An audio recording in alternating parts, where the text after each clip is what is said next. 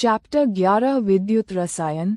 तरल पदार्थों में विद्युत चालकता, रासायनिक प्रभाव और विद्युतलेपन पर एक तकनीकी रिपोर्ट 1.0 प्रस्तावना। विद्युत चालकता के सिद्धांत। विद्युत चालकता किसी पदार्थ का वह आंतरिक गुण है जो विद्युत आवेश के प्रवाह के प्रति उसकी सुगमता को मापता है। जिन पदार्थों से विद्युत धारा आसानी से प्रवाहित हो जाती है उन्हें सुचालक, अच्छे चालक कहा जाता है, जबकि जो पदार्थ विद्युत धारा के प्रवाह को रोकते हैं उन्हें हीन चालक, कुचालक के रूप में वर्गीकृत किया जाता है। अब तक ठोस पदार्थों की चालकता का व्यापक अध्ययन किया गया है, लेकिन तरल पदार्थों में विद्युत चालकता की समझ का रणनीतिक महत्व कहीं अधिक है, विशेष रूप से सुरक्षा और औद्योगिक अनुप्रयोगों के संदर्भ में। ये रिपोर्ट तरल पदार्थों के प्रवाहकीय गुणों, विद्युत धारा के परिणामस्वरूप होने वाले रासायनिक प्रभावों और इसके एक प्रमुख अनुप्रयोग, विद्युतलेपन के सिद्धांतों का विस्तृत विश्लेषण प्रस्तुत करती है। सुचालकों और हीन चालकों के बीच का अंतर उनके मूलभूत गुणों और व्यावहारिक उपयोगों को निर्धारित करता है। नीचे दी गई तालिका इन दो वर्गों के बीच के प्रमुख अंतरों को सारांशित करती है। विभेदक गुण। सुचालक, अच्छे चालक, हीन चालक, कुचालक। परिभाषा। वे पदार्थ जो अपने से होकर विद्युत धारा को आसानी से प्रवाहित होने देते हैं। वे पदार्थ जो अपने से होकर विद्युत धारा को आसानी से प्रवाहित नहीं होने देते। विद्युत प्रतिरोध बहुत कम, बहुत अधिक। उदाहरण तांबा, एल्यूमीनियम और अन्य धातुएं, रबर, प्लास्टिक, लकड़ी। तरल पदार्थों में विद्युत चालकता का अध्ययन अत्यंत महत्वपूर्ण है, खासकर सुरक्षा के दृष्टिकोण से। एक सामान्य चेतावनी कि गीले हाथों से बिजली के उपकरणों को नहीं छूना चाहिए इसी सिद्धांत पर आधारित है।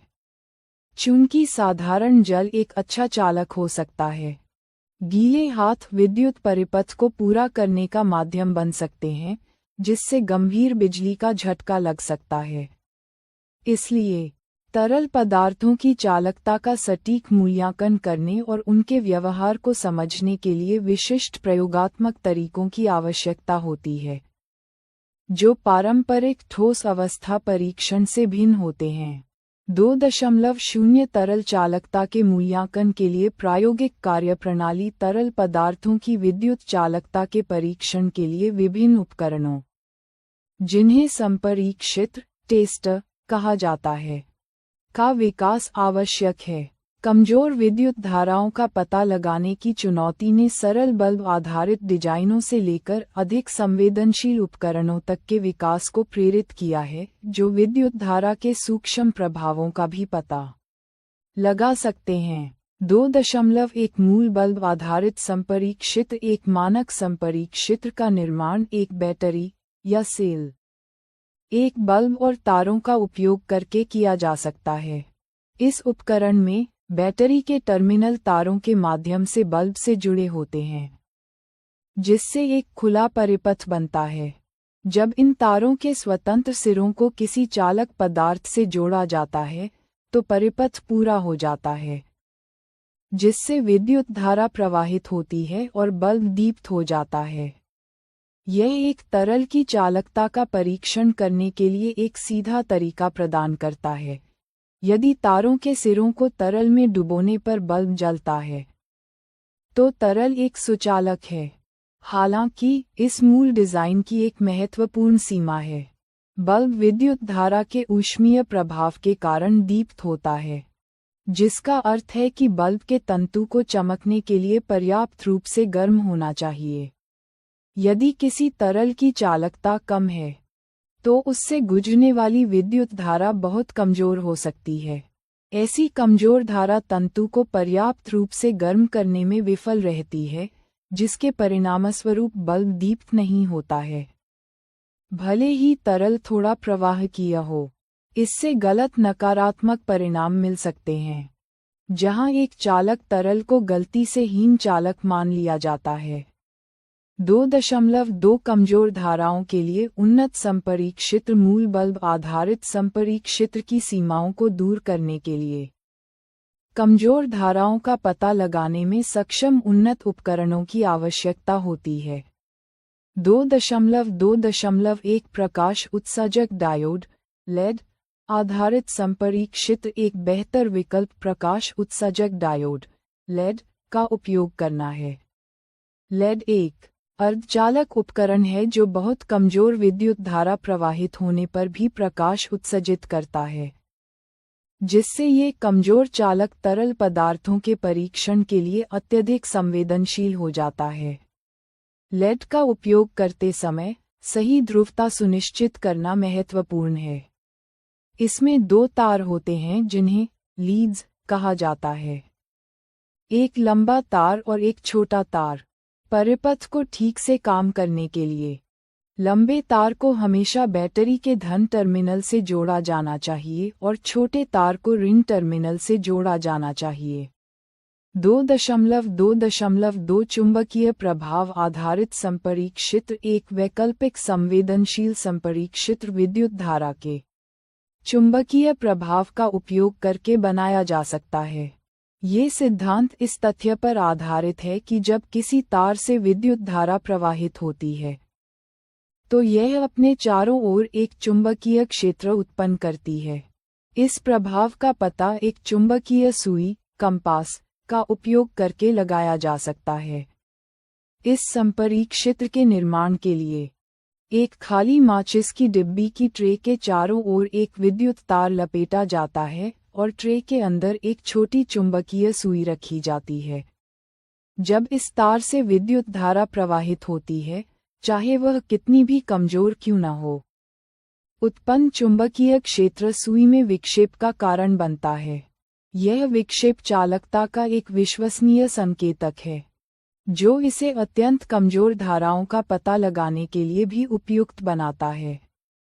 इन उन्नत कार्यप्रणालियों को लागू करने से विभिन्न तरल पदार्थों के प्रवाहकीय गुणों में महत्वपूर्ण अंतर्दृष्टि मिलती है, जो उनके व्यवहार के विस्तृत विश्लेषण के लिए मंच तैयार करता है। 3.0 विभिन्न तरल पदार्थों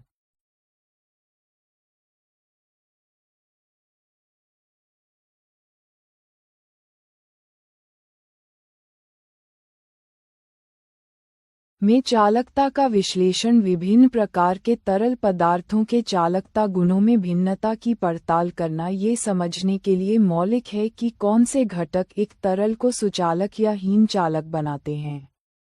यह विश्लेषण न केवल अकादमिक रुचि का विषय है, बल्कि इसके व्यावहारिक निहितार्थ भी हैं, क्योंकि यह विभिन्न अनुप्रयोगों में तरल पदार्थों के व्यवहार की भविष्यवाणी करने में मदद करता है।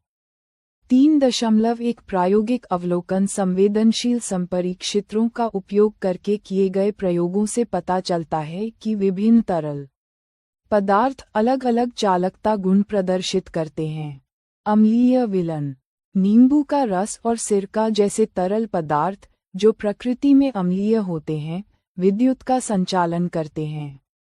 जब संपरीक्षित्र के सिरों को इन विलयनों में डुबोया जाता है तो परिपथ पूरा हो जाता है, जिससे लेड या चुंबकीय सुई में विक्षेप होता है। आसुत जल बनाम नल का पानी। आसुत जल और नल के पानी के बीच चालकता में एक महत्वपूर्ण अंतर देखा जाता है। आसुत जल, जो लवणों से पूरी तरह मुक्त होता है, एक हीन चालक के रूप में व्यवहार करता है। इसके विपरीत नल का पानी, जिसमें प्राकृतिक रूप से घुले हुए खनिज लवणों की थोड़ी मात्रा होती है, विद्युत का सुचालक है। यह अंतर दर्शाता है कि पानी की चालकता उसमें घुले अशुद्धियों पर बहुत अधिक निर्भर करती है। 3.2 चालकता में विलेय की भूमिका। तरल की चालकता को निर्धारित करने में विलेय, घुले हुए पदार्थ, की भूमिका महत्वपूर्ण है। लवण का प्रभाव। जब आसुत जल में एक चुटकी साधारण नमक, सोडियम क्लोराइड, घोला जाता है, तो परिणामी विलन विद्युत का एक अच्छा चालक बन जाता है। ये घटना इस सिद्धांत को रेखांकित करती है कि अधिकांश विद्युत चालक तरल पदार्थ वास्तव में अम्ल, क्षारक और लवण के विलयन होते हैं। ये पदार्थ पानी में घुलकर आयनों का निर्माण करते हैं, जो विद्युत आवेश को ले जाने में सक्षम होते हैं, जिससे विलयन प्रवाहकीय हो जाता है। सभी विलेय चालकता नहीं बढ़ाते। ये ध्यान रखना महत्वपूर्ण है कि सभी घुलनशील पदार्थ चालकता नहीं बढ़ाते हैं। उदाहरण के लिए, जब चीनी को आसुत जल में घोला जाता है, तो परिणामी विलयन विद्युत का संचालन नहीं करता है। ऐसा इसलिए है क्योंकि चीनी पानी में आयनों में विघटित नहीं होती है। एक प्रवाहकीय विलयन के माध्यम से विद्युत धारा का प्रवाह केवल एक भौतिक घटना नहीं है, बल्कि यह रासायनिक परिवर्तनों को भी प्रेरित करता है। ये घटना आयनों द्वारा आवेश के हस्तांतरण और इलेक्ट्रोडों पर परिणामी रेडॉक्स अभिक्रियाओं का प्रत्यक्ष परिणाम है, जो विद्युत रसायन के अगले महत्वपूर्ण पहलू की ओर ले जाती है। 4.0 विद्युत धारा के रासायनिक प्रभाव। जब विद्युत एक चालक विलयन से गुजरती है, तो ये केवल भौतिक रूप से प्रवाहित नहीं होती। ये रासायनिक अभिक्रियाओं को प्रेरित कर सकती है। इस घटना को विद्युत धारा का रासायनिक प्रभाव कहा जाता है और इसके महत्वपूर्ण वैज्ञानिक और औद्योगिक निहितार्थ हैं, जो इलेक्ट्रोड विलयन अंतरापृष्ठ पर होने वाली विद्युत रासायनिक घटनाओं में प्रकट होते हैं। 4.1 अवलोकनीय घटना और ऐतिहासिक संदर्भ। जब एक चालक विलयन से विद्युत धारा प्रवाहित की जाती है, तो कई प्रमुख रासायनिक प्रभाव देखे जा सकते हैं। ये प्रभाव उपयोग किए जा रहे विलयन और इलेक्ट्रोड चालक छड़ें की प्रकृति पर निर्भर करते हैं। गैस के बुलबुलों का निर्माण। सबसे आम प्रभावों में से एक इलेक्ट्रोडों पर गैस के बुलबुले बनना है। ये घटना 1800 में ब्रिटिश रसायनज्ञ विलियम निकोलसन द्वारा प्रदर्शित की गई थी। उन्होंने दिखाया कि यदि इलेक्ट्रोड पानी में डूबे हुए हैं और उनके माध्यम से एक धारा प्रवाहित की जाती है, तो ऑक्सीजन के बुलबुले बैटरी के धन टर्मिनल से जुड़े इलेक्ट्रोड एनोड पर और हाइड्रोजन के बुलबुले दूसरे इलेक्ट्रोड कैथोड पर उत्पन्न होते हैं। इलेक्ट्रोडों पर धातु का निक्षेपण। कुछ स्थितियों में इलेक्ट्रोड की सतह पर धातु का निक्षेप देखा जा सकता है। ये तब होता है जब विलयन में धातु के आयन विद्युत धारा द्वारा अपचयित होकर ठोस धातु में परिवर्तित हो जाते हैं। विलयनों के रंग में परिवर्तन। विद्युत धारा के प्रवाह से प्रेरित रासायनिक अभिक्रियाओं के कारण विलयन के रंग में भी परिवर्तन हो सकता है, जो विलयन की रासायनिक संरचना में बदलाव का संकेत देता है। 4.2 अनुप्रयोग।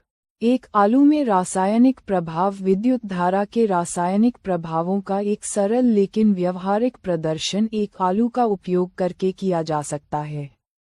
जब एक संपरीक्षित्र के तांबे के तारों को कटे हुए आलू में डाला जाता है, तो आलू की प्राकृतिक नमी और लवण इसे एक कमजोर चालक बनाते हैं। लगभग आधे घंटे के बाद एक उल्लेखनीय अवलोकन किया जाता है। बैटरी के धन टर्मिनल से जुड़े तार के चारों ओर एक नीला हरा धब्बा बन जाता है, जबकि दूसरे तार के चारों ओर कोई परिवर्तन नहीं होता है।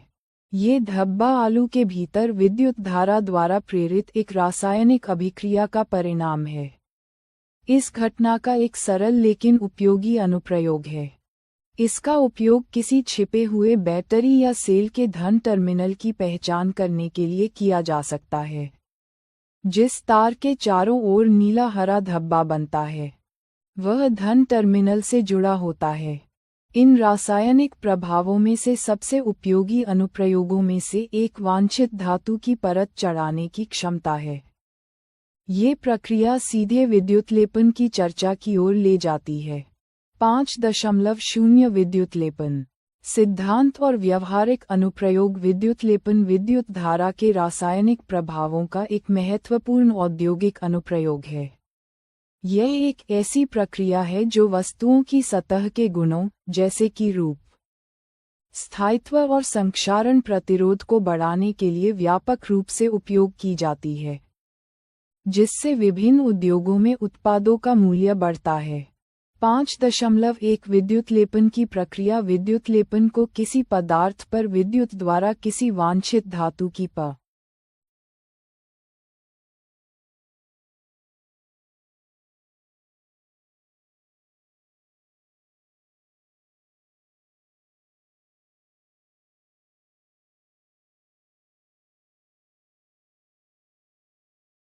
रत निक्षेपित करने की प्रक्रिया के रूप में परिभाषित किया गया है। ये प्रक्रिया एक इलेक्ट्रोलाइटिक सेल में होती है जिसमें एक इलेक्ट्रोलाइट, एक प्रवाहकीय विलन और 2 इलेक्ट्रोड होते हैं। कॉपर सल्फेट विलन का उपयोग करके तांबे की परत चढ़ाने का एक विशिष्ट उदाहरण इस प्रक्रिया को दर्शाता है।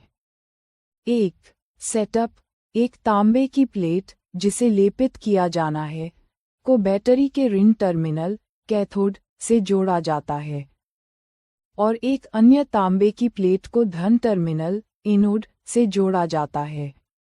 दोनों प्लेटों को कॉपर सल्फेट के अम्लीय विलन में डुबोया जाता है। 2. विद्युत धारा का प्रवाह जब विलन से विद्युत धारा प्रवाहित की जाती है तो कॉपर सल्फेट कॉपर और सल्फेट में वियोजित हो जाता है। 3. निक्षेपण स्वतंत्र कॉपर आयन बैटरी के ऋण टर्मिनल से जुड़ी प्लेट कैथोड की ओर आकर्षित होते हैं और उस पर एक समान परत के रूप में निक्षेपित हो जाते हैं। 4. पुनःपूर्ति विलन में कॉपर की कमी की भरपाई के लिए धन टर्मिनल से जुड़ी तांबे की प्लेट एनोड से समान मात्रा में तांबा विलन में घुल जाता है। ये सुनिश्चित करता है कि विलन की सांद्रता बनी रहे और प्रक्रिया निरंतर चलती रहे।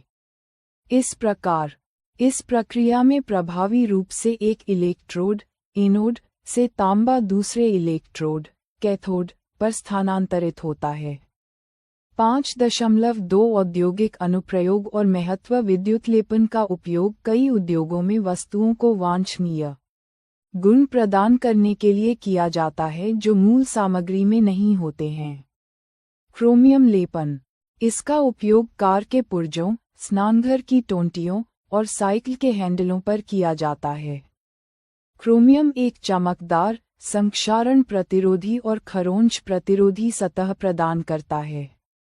चूंकि क्रोमियम महंगा है, पूरी वस्तु को क्रोमियम से बनाने के बजाय सस्ती धातुओं पर इसकी एक पतली परत चढ़ाना आर्थिक रूप से अधिक व्यवहार्य है। सोने और चांदी का लेपन आभूषण उद्योग में सस्ती धातुओं पर चांदी और सोने की परत चढ़ाई जाती है ताकि उन्हें महंगी धातुओं का रूप दिया जा सके, जिससे वे अधिक किफ़ायती हो जाते हैं। टिन का लेपन खाद्य भंडारण के लिए उपयोग किए जाने वाले लोहे के डिब्बों पर टिन की परत चढ़ाई जाती है। टिन लोहे की तुलना में कम क्रियाशील होता है, इसलिए ये भोजन को सीधे लोहे के संपर्क में आने से रोकता है और खराब होने से बचाता है। जिंक का लेपन पुलों और स्वचालित वाहनों में उपयोग होने वाले लोहे को संक्षारण और जंग लगने से बचाने के लिए उस पर जिंक की परत चढ़ाई जाती है। जिंक लोहे की रक्षा के लिए एक बलिदानी एनोड के रूप में कार्य करता है, जिसका अर्थ है कि यह लोहे के बजाय स्वयं संक्षारित होता है, जिससे लोहे का जीवनकाल काफी बढ़ जाता है। यद्यपि विद्युत लेपन अत्यधिक उपयोगी है, ये पर्यावरणीय चिंताएं भी पैदा करता है। विशेष रूप से विद्युत लेपन कारखानों से उपयोग किए गए विलयनों के निपटान के संबंध में, जिनके लिए सुरक्षित प्रबंधन की आवश्यकता होती है।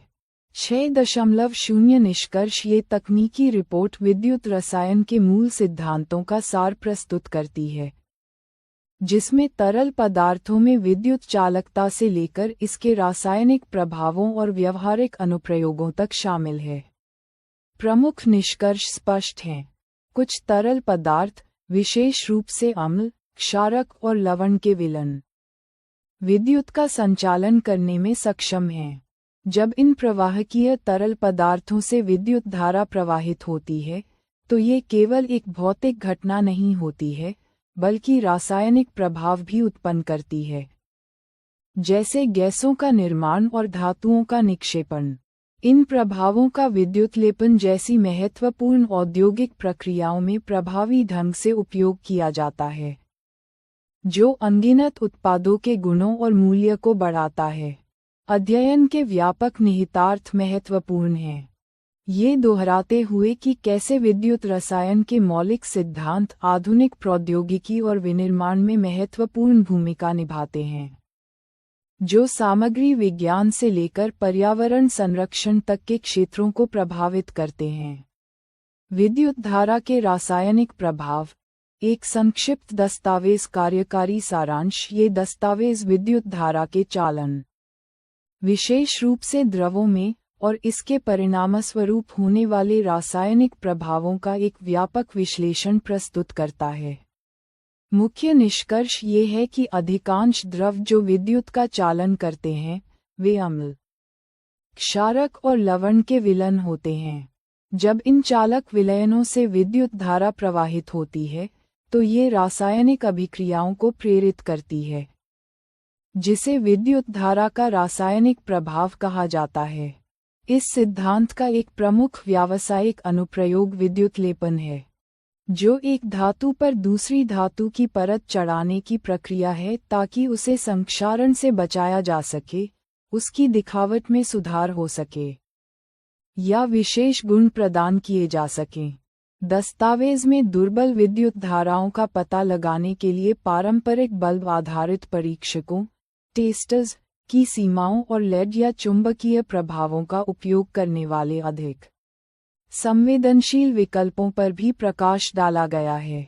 अंत में, ये सामान्य जल की चालक प्रकृति के कारण विद्युत उपकरणों के उपयोग से संबंधित महत्वपूर्ण सुरक्षा सावधानियों को रेखांकित करता है। 1. परिचय। विद्युत चालकता की अवधारणा पदार्थों को उनकी विद्युत धारा प्रवाहित करने की क्षमता के आधार पर वर्गीकृत किया जा सकता है। सुचालक, अच्छे चालक वे पदार्थ जो अपने से होकर विद्युत धारा को आसानी से प्रवाहित होने देते हैं, सुचालक कहलाते हैं। धातुएं जैसे तांबा और एल्यूमीनियम इसके प्रमुख उदाहरण हैं। हीन चालक, विद्युतरोधी वे पदार्थ जो अपने से होकर विद्युत धारा को आसानी से प्रवाहित नहीं होने देते, हीन चालक कहलाते हैं। रबर, प्लास्टिक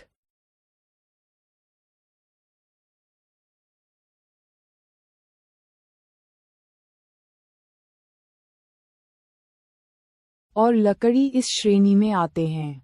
यह वर्गीकरण केवल ठोस पदार्थों तक सीमित नहीं है। ये जानना महत्वपूर्ण है कि क्या द्रव भी विद्युत का चालन करते हैं, जो इस विश्लेषण का केंद्रीय विषय है।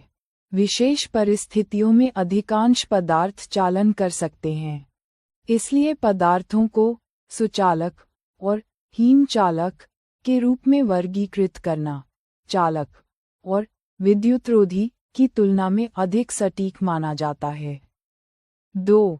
द्रवों में विद्युत चालन का परीक्षण। किसी द्रव की चालकता का परीक्षण करने के लिए एक उपकरण का उपयोग किया जाता है जिसे संपरीक्षित्र टेस्टर कहते हैं।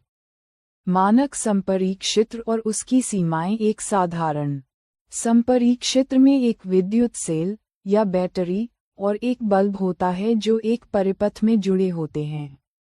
जब संपरीक्षित्र के स्वतंत्र सिरों को किसी चालक द्रव में डुबोया जाता है, तो परिपथ पूरा हो जाता है और बल्ब जल उठता है। हालांकि कुछ स्थितियों में द्रव के चालक होने पर भी बल्ब दीप्त नहीं हो सकता है। ऐसा इसलिए होता है क्योंकि विद्युत धारा के ऊष्मीय प्रभाव के कारण बल्ब का तंतु गर्म होकर दीप्त होता है। यदि परिपथ में विद्युत धारा बहुत दुर्बल हो, तो तंतु पर्याप्त गर्म नहीं हो पाता और बल्ब नहीं जलता।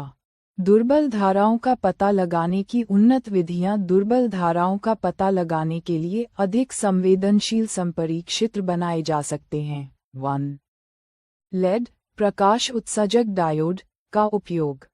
बल्ब के स्थान पर लेड का उपयोग किया जा सकता है क्योंकि ये दुर्बल विद्युत धारा प्रवाहित होने पर भी दीप्त हो जाता है। लेड में दो तार होते हैं जिन्हें लीड्स कहते हैं।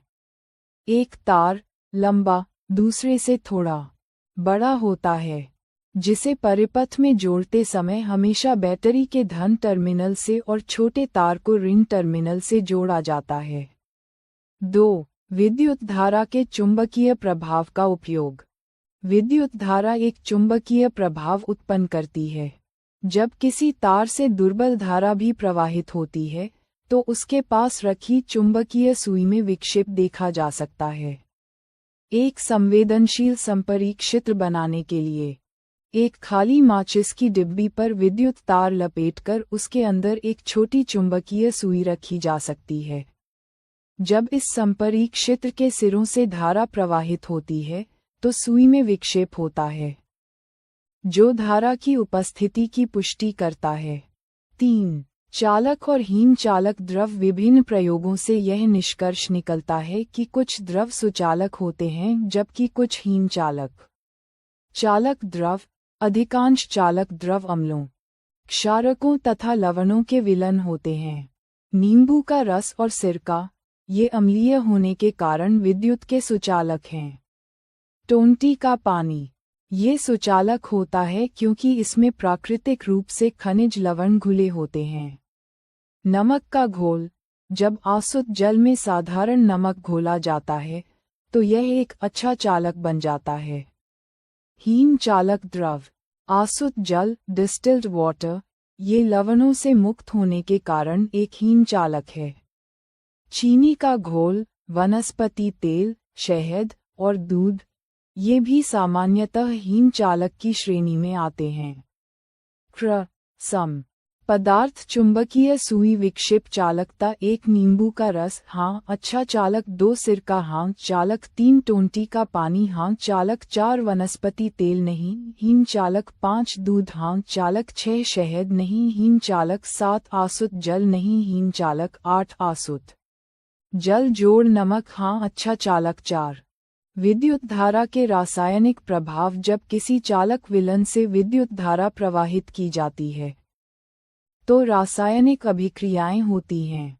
इसे विद्युत धारा का रासायनिक प्रभाव कहते हैं। इसके मुख्य परिणाम निम्नलिखित हैं। 1. इलेक्ट्रोडों पर गैस के बुलबुलों का बनना।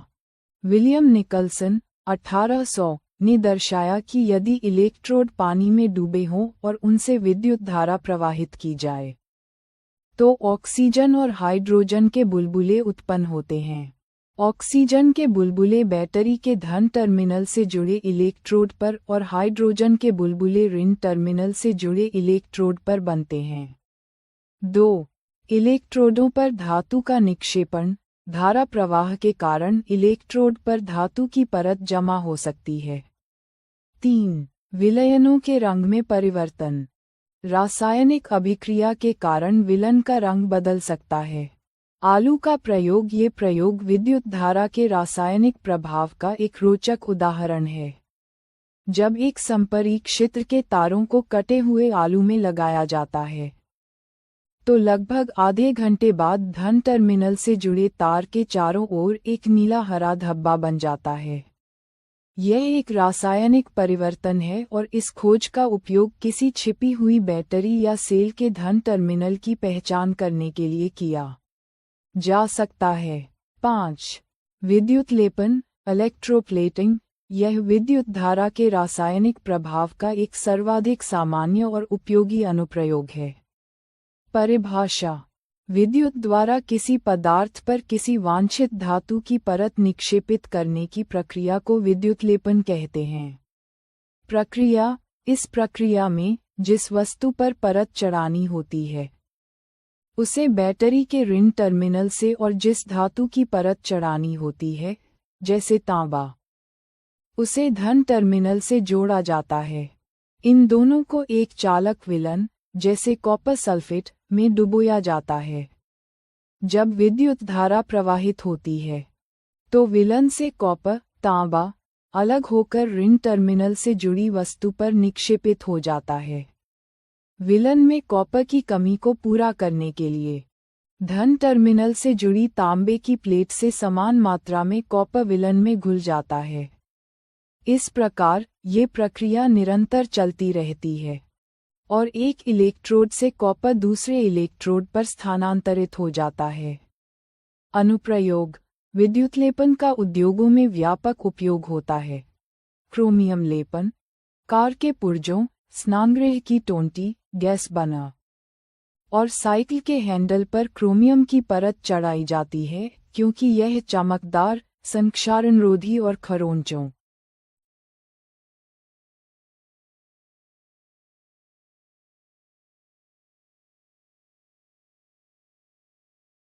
का प्रतिरोधक होता है। सोना और चांदी का लेपन, सस्ते आभूषणों को आकर्षक बनाने के लिए उन पर सोने या चांदी की परत चढ़ाई जाती है। टिन का लेपन, खाद्य पदार्थों के भंडारण के लिए उपयोग होने वाले लोहे के डिब्बों पर टिन का लेपन किया जाता है क्योंकि टिन लोहे से कम क्रियाशील होता है और भोजन को खराब होने से बचाता है।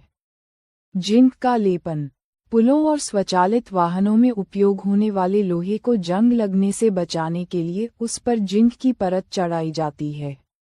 6. सुरक्षा संबंधी सावधानियां: विद्युत उपकरणों का उपयोग करते समय अत्यधिक सावधानी बरतनी आवश्यक है, विशेषकर द्रवों के संपर्क में। गीले हाथों से किसी भी विद्युत उपकरण को छूना खतरनाक हो सकता है क्योंकि पानी, विशेषकर नल का पानी, में घुले लवण उसे एक अच्छा चालक बना देते हैं। प्रयोग: सभी प्रयोगों के लिए केवल विद्युत सेल का उपयोग करना चाहिए, कभी भी मुख्य तारों, मेंस, जनरेटर या इन्वर्टर से विद्युत आपूर्ति नहीं करनी चाहिए।